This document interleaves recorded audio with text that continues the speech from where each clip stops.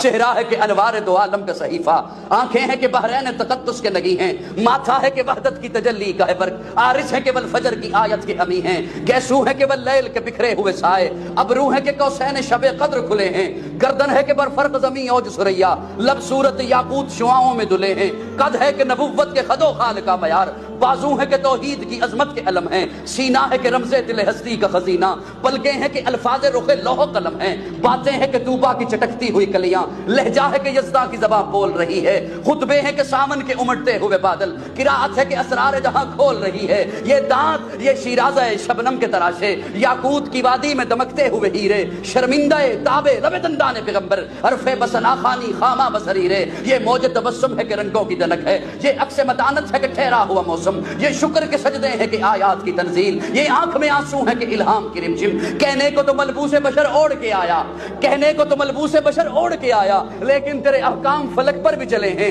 انگلی کا اشارہ تھا کہ تقدیر کی ضربت، مہتاب کے ٹکڑے تیرے قدموں میں گرے ہیں، کہنے کو تو فاقوں پہ گزری تیری راتیں، اسلام مگر اب بھی نمک خار ہے تیرا، تو نہیں سکھائی تمیز من و یزداں، انسان کی گردن پہ صدا بار ہے تیرا، کہنے کو تیرا فقر تیرے فخر کا باعث، لیکن تو سخاوت کے سمندر کا کنارہ، کہنے کو تیرے سر پہ ہے دستار یتیمی، لیکن تو زمانے کے یتیموں کا سہارا۔